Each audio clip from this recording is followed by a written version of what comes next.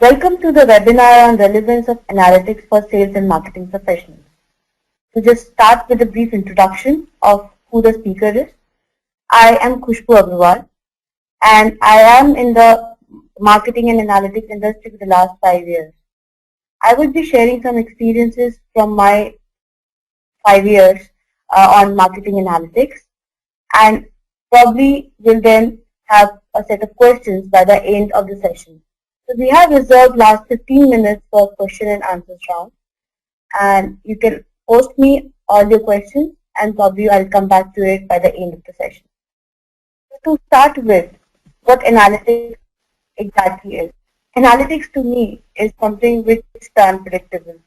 Based on all the different information that we have, it gives me a lot of idea on why the customers are behaving and how they are behaving. Just to understand the whole thing, marketing is about demystifying the fact how the customer behaves. I would market, but I really do not know what the customer behavior would be at this point of time. So analytics to me at times even behaves like Sherlock Holmes. It goes back in time. It looks into a lot of data points, a lot of information, a lot of cues, and then comes back with only one solution and a direction.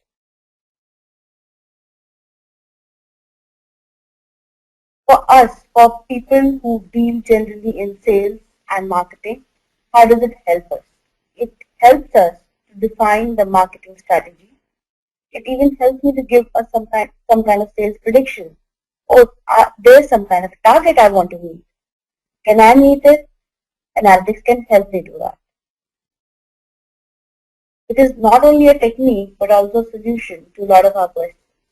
Going ahead, I have broken this whole webinar into two pieces. One would be focusing on one of the case that on sales, and second one would be focusing more on the marketing side. I would be sharing a case with you on the sales front and a couple of cases that I have seen in my past experience on the marketing front. I call it day in the life of a sales professional. Why? Because every time you talk to a sales professional, the main thing that is on his head is, my targets are not getting met. What shall I do? I am bothered. How shall I achieve my targets for this quarter? These are the questions which actually haunt a sales professional life. And there is one such experience I have to share with you. I have a friend from sales and he works with a local paint manufacturer. Paint, the one that generally gets onto the houses. So this friend of mine was very much bothered about how is he going to achieve his B2B sales. And he has been approaching all the B2B customers to meet his monthly targets, but none were turning out. And the way he was approaching them was based on the past experience that he had. He knew that these are the customers who have been buying from them for the last 10 years, and there is a requirement for them to buy. So that is why he started just aiming and targeting those customers. But I think only 10% came out back. At the end of it, he was not being able to meet the target. We sat together, asked him a couple of questions as to why do you think these are the only probable customers for you? Why don't you go beyond these set? And the reply came about, oh, these are just heuristics. I really don't know whether I have to touch base anyone else, and I really don't know who are the people who might need to touch. So as an analytics professional, I thought, okay, this is my duty to help him. Let me use his heuristics and the data that he has and use the data to make a prediction on what are the different customers that he can target. So what I did was I asked him a couple of questions as to where your industry is leading, what are the competitions, what are the price ranges, how do we go about selling this product, in the last 10 years and what is the forward-looking plan, and so on and so forth. I even asked him questions around marketing, the budgeting. So a lot of detailing was asked him. We did some sort of analysis, some complex modeling to understand why things are happening. And later on we came up that the customers that we were targeting were very price sensitive. Till date, they did not have much of option, but now there was a huge competition in the market. The small players have come up.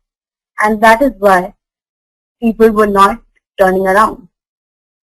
So as a second step, what we did to increase his sales was to identify the segment where he can go and target. So we identify another set of segments where he could go and target, which was a little niche segment as well. And at the same time, we introduced some kind of promotion. And as a good surprise for this friend of mine, he got 10% extra of his targets next quarter. He was very happy using this analytical piece. Similarly, we have helped a lot of people understanding their sales pipeline. When do you think your customer is going to convert? What is going to be the conversion rate of all your customers? If I start from inquiring about your product, will I ever go and purchase it? That is also one analysis that helps a lot of sales professionals. Even we do some kind of prediction, forecasting. So apart from weather forecasting, we even go and look into different kind of sales forecasting based on the historicals. Now what I mean by historicals is I would look at like the last 10 years of data and I'll start making some patterns, some trends, some sense out of it, and then start predicting it further. So these are small things that we generally use, but there's a lot of science behind it, a lot of data that goes behind it. Moving on, so I will just explain what all helped my friend to come up to his problem. We used a big data source, which was a major data house where we went. Using big data is actually a very big task. You need to have major softwares, good machines, and really good knowledge of those softwares to put upon your big data. And definitely some knowledge around what variables or what are the different fields I need to look into. Because big data is a large pool of data. So you need to be very precise when you're moving on. Then we segmented the groups to understand a homogeneous set of groups where we can really go and target. We made some homogeneous groups which are very similar within themselves, and they were a little different from the other groups, and started working upon that. Then the third stage was to find out the target segment. The target segment was to be based on our business understanding where we can get the maximum ROI and which is feasible as well and which will make a business sense. So, it was a combination of a lot of different decisions that has to be taken. And then the strategy. Again, strategy is something that analytics helps you to drive. It gives you some direction based on whatever the data points are, whatever people have been responding to. And then it helps you give a direction, and going forward the call is a business call. Alright, the second portion I'm moving on, and this is actually more close to my heart because I've been working more around the marketing analytics. So we would be looking at very basic 4 P's of marketing here, and I would be capturing the 2 case studies on product and promotion, and then we can talk in between more about price and place, how we have helped clients work on these 4 P's and improvise upon it, and they have been using it on a day-to-day life of their marketing strategies. So how we really touch base with product, price, place and promotion. On the product front, based on the customer behavior, we would suggest them a next product to buy, or we would try to cross-sell or upsell them. Price, deciding on the pricing strategy. As we just talked about the sales sales example. The pricing was the main pain point. So shall I reprice my product? How shall I reprice my product? What would be the best optimum price? These are the different things that analytics generally does. Place. Where can I sell it the best? Shall I sell it in the hypermarket? Shall I sell it in the kiosk? Shall I sell it on a door-to-door format? So these are the different ways we look into it. Motion. This is a very broad and innovative thing. How shall I place my promotion? What shall my promotion be? What is my target? Shall I have a tailored promotion? Shall I have a promotion for overall audience? Going on. There's one example I think most of you have seen while doing some kind of online shopping. Once you have checked out the product and you're just going down the stream, you come across different kind of suggestions from the on a window.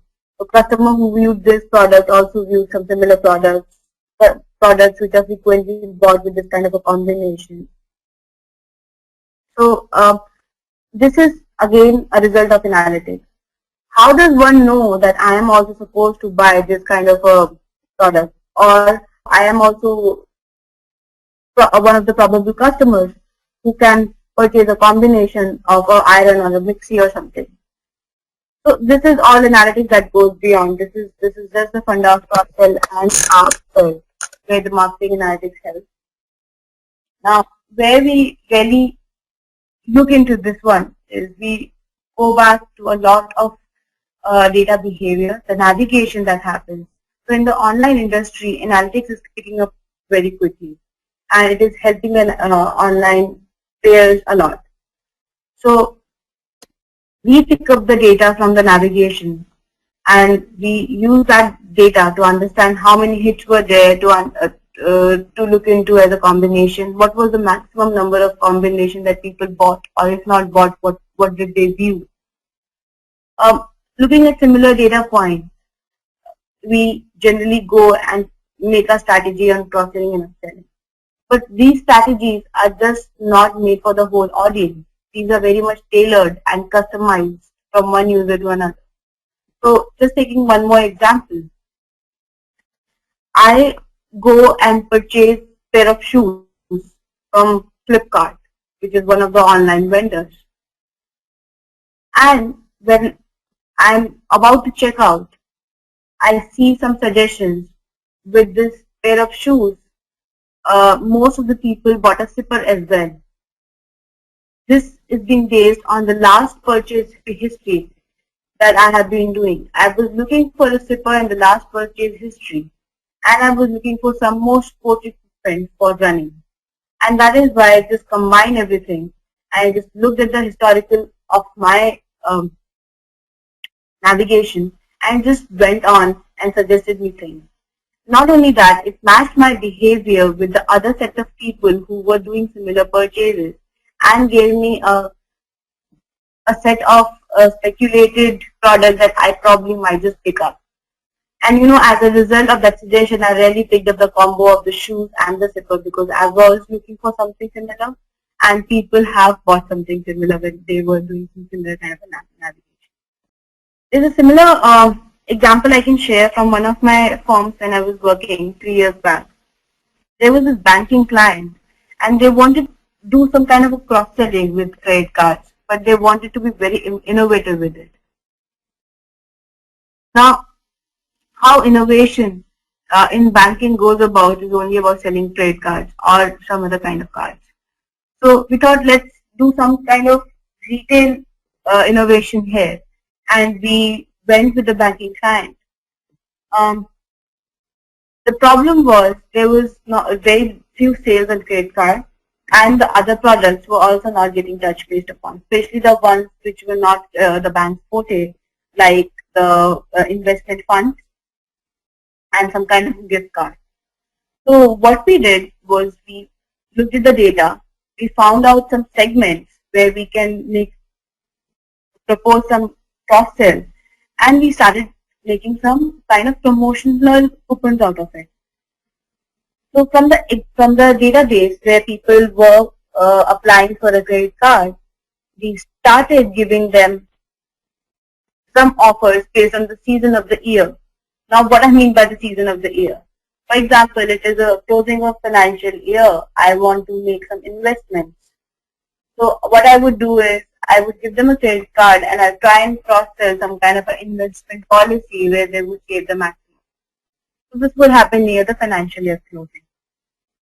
By the end of December, during New Year and Christmas, what would happen is people would want to buy some kind of gift cards. So we thought, let's try and cross-sell our gift cards with those credit card information. Again, everything was based on the demographics of people. Everything was based on their past history. If they had a transaction with a bank before, definitely that was also considered. And we segmented them. We looked at each of the segment and we tried to target different kind of people in that process. Okay, so moving on. That was more on how shall I cross-sell and how shall I pitch for the next product to buy. The another one is on promotions. What sort of promotions shall I really pitch in for? And shall I only do tailored or targeted promotions? So, when we many times look at our Facebook profile, we get a lot of suggestions and advertisements on the right hand side. That this is the product you may buy, there's a 20% discount. And these things are again based on the behavior of the user. So for example, if I am surfing the net, I've gone on the internet to surf on some kind of furniture, I would get advertisement of different online stores which are selling furniture, and they would start showing me different offers and promotional offers. So that is one way of marketing and showing their promotions. There's another very interesting thing that has happened to me last week. Was as a loyal customer, I received some kind of a coupon. Now that coupon was from a movie ticketing vendor, and I have not apparently gone for movie for last 2 months. So, I did not realize that, but I think I'm sure my vendor realized it, and he gave me a coupon saying, you are a loyal customer and we are celebrating 5th anniversary and would like to give you a voucher of 500 rupees. I was very thrilled. I was like, this is very interesting that I have never noticed that I've not watched a movie for 2 months, but they surely know about it because I've not booked a movie with them for last 2 months. So these are the kind of different coupons that we generally design as analytics professional, and we help the marketing professionals to really give that direction, which people shall I really go and target, and how shall I design on the promotions. On the targeted promotion front, I have a very interesting example to share with you. So I was working with one of the retailers which had a very good global presence, and it had a penetration in this particular market. Things were going really very well. The only thing the retailer wanted was more of footfall. There was a new retailer in place and there was a good competition it was giving it. So the overall objective there was to look into how shall I increase my sales. I have all the variety of products, I have a good placement, I have a good visibility. Where is the area where I should focus on? So we started with that top level of a problem to understand where is the area. When we went down the problem tree, we understood that the competition is giving good set of promotions, and the way it is promoting people is very promising and it's very attractive. So people used to really go there and purchase, though they were loyalists to this particular retailer A, let's say. So what happened was, we again went to the huge data storehouse of this retailer where we had a daily transaction database. We looked into each kind of detailing on the customers, and based on a very simple exercise, which is a recency, frequency and monetary exercise, we found out some segments of customers. I'll come back to the recency, frequency, monetary exercise. What it exactly is, we look at the recency of each of the customer. How recently did he visit me? How much of the frequency that he has been coming back to the store? And what is the monetary value that he or she is spending on the product that he's buying? So we combine all the 3-4 scores together and then we make some segments. Now these segments define their loyalty. You say this person has been coming very recently, very frequently, and he's spending a high monetary value. So he would be a loyalist. Without fail, this customer is coming every month 4 times or 5 times. He is going to be a loyalist. Someone who has just not come for the last 6 months on the recency scale is something whom I have lost to either the competition or some other reason. So what shall be the target? What shall I do? Which segment shall I target? That is the next thing. Then we go and actually find our price points where we will get the maximum gain. We would definitely target our loyalists because we really don't want to lose retention part of it. We would definitely want to go the extreme end where we have lost the customers and we would want to target them. That is our acquisition. What about the other segments? Don't we want to target them? We would definitely do that. But the way to target the other set of people would be a little difficult and different. So what we did was we made customized coupons for all these segments. And within these segments also, based on their demographics and especially on the age groups, we made more precise coupons. So what we did was we made a booklet where we had some set of coupons based. So for example, if I am a loyalist, I would give you a coupon to upsell because I'm sure you would be coming to my store next month and would be purchasing A, B and C. Why not tell you D as well, which is a little higher price in same category. So I focused mainly on upselling for the loyalist customers. For the ones which were lost, to acquire them, we gave them really great deals. We gave them deals like if you buy this, you get a different category, you get a choice in the different category for free.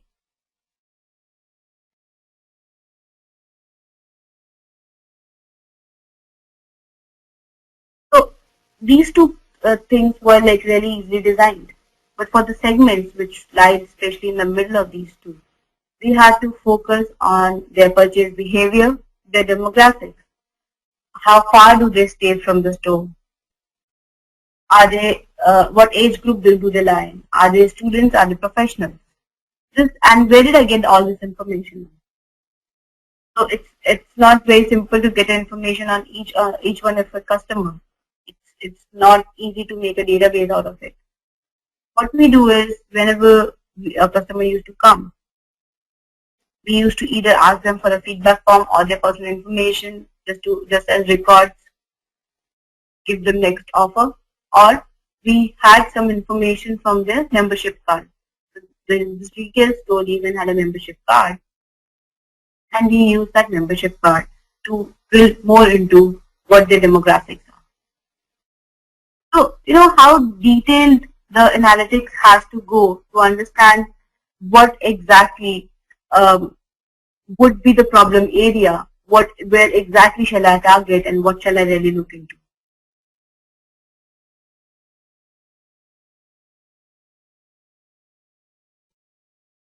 So on that promotional factors, we have been doing a lot of stuff, not only for retail, we have done a lot of different promotions for telecom as well.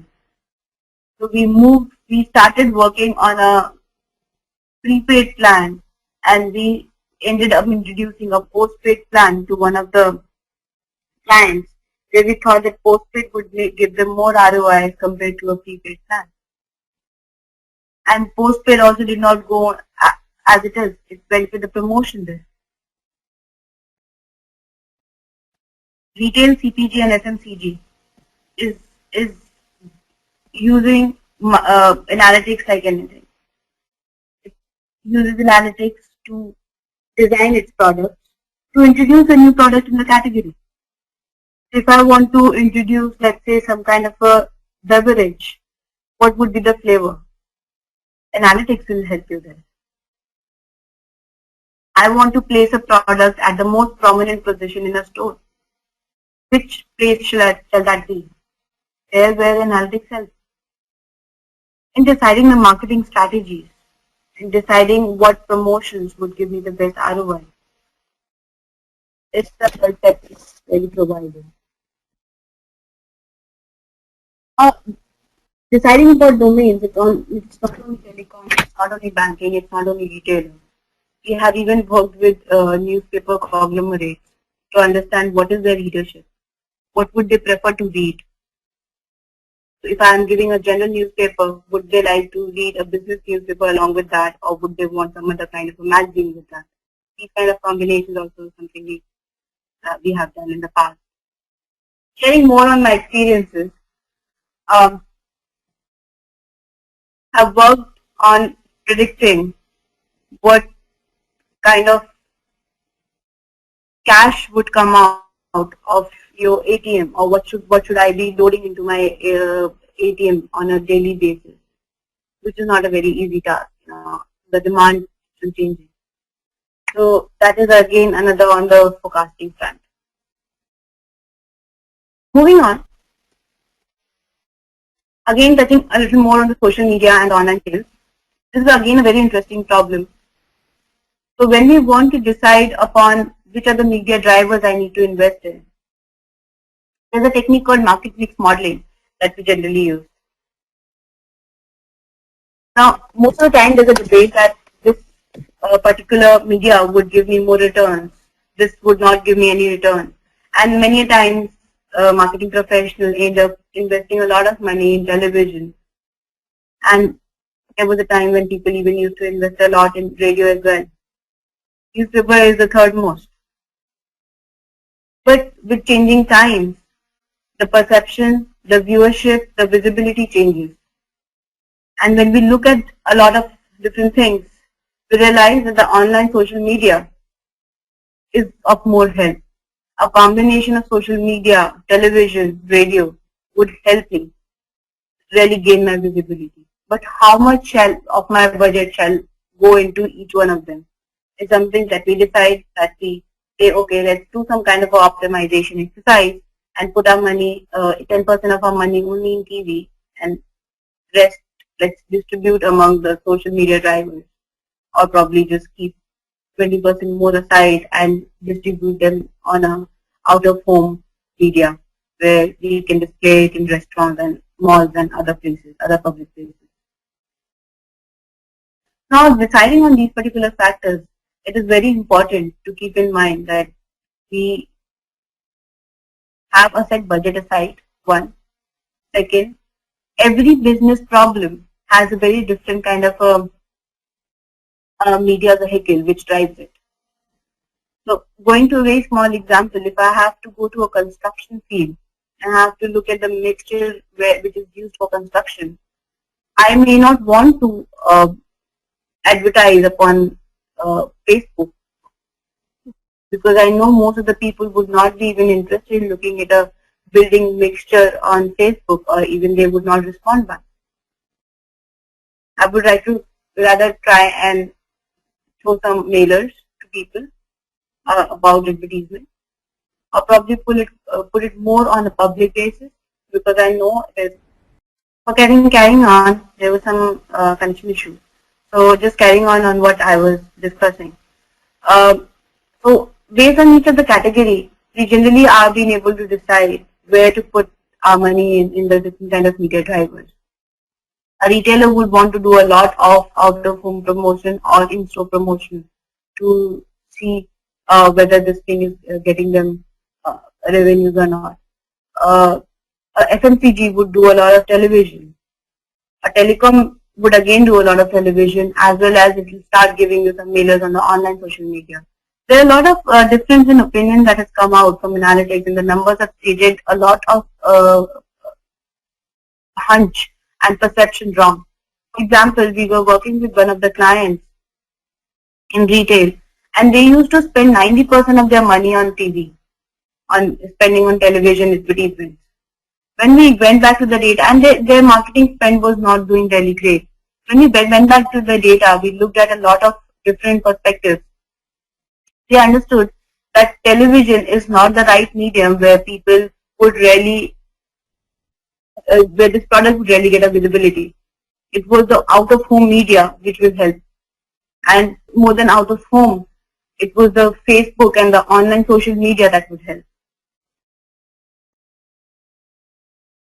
So it was a vision changer for the marketing team there. They had to restructure the way they used to allocate their budget to different media drivers. And this has not been only once, this has been a lot more times where we have gone back to the client and suggested them that the kind of strategy that you have been using till now is not very appealing. You need to change your strategy because that is how you're going to get a lot of visibility for your product as well as a lot of return on investment. So sharing one more example on what we have done for, again, one of the FMCG firms was, there was the kind of media drive did a change. It was a very old product. It was a 50-year-old product that has been selling just based on a brand name that it kept on selling every year. And it has a lot of seasonality. So what I mean by seasonality is it would get sold in very particular months like August or months in summer or probably during festival time. So the volume for this would go 10 times during these seasonal effects. So once we went into the whole discussion of how shall we market it, it became a little difficult to justify our own marketing strategies during that seasonality. Because what I am doing there is I am trying to justify that all these 10 times increment in sales is only happening because of the marketing activity, which is not the truth. We know this is happening because there's a demand in the market. People really, really require your product, and your brand is an old brand. It is carrying the legacy, and it is a brand name which is pulling it apart. So it was a major tussle between brand performance, marketing, and us, that how shall we really find out the performance of a marketing activity being done during this particular time. Now, what we did there was to look into only the sales, which according to us would have been a natural sale without the seasonal effect. And then we try to understand how are these sales getting affected when we are doing some kind of marketing promotions and marketing allocations and different channels at that point of time. So they changed a lot of advertisements, the way they used to message their product during that particular time. And the results came out to be very different. The results were around that this marketing activity is just not pulling up the sales. If I only look at the base sales, this marketing activity is just not doing anything. This channel is just not helping me. So we changed the strategy and we saved them a lot of money there. Going ahead to the different experiences that I have in my career in terms of addressing to different client problems, especially on the marketing front, looking at different 4 Ps of marketing and trying to assist client on that, help them save a lot of dollars society and make a few there. So that is something we've been doing. So analytics, just to conclude on the whole discussion here, analytics has been playing around with a lot of data. It looks into a lot of detailing in the data. And when I talk about saying analytics looked into your past history of navigation, it looked into your transactions that you did at a retail store, it looked into the calls that you made last. It is at one point of time even including a balance. But trust me, we really do not know who the person is. When we are working with this analytics tool, we really do not know who the person is. We really do not have identity to that. But yes, there is some kind of inclusion in terms of understanding the customer behavior, which is even important at one point of time. For marketing professionals like us, we would really want to understand the customer behavior based on the past behaviors of people. So I think it is perfectly okay. There are some kind of observations that analytics has made. It has coming out to be totally startled. With going time, with the coming of industry, analytics is getting more and more advanced. And it has been able to automate a lot of things. It has been able to pick up things instantaneously. For example, the online cart sale.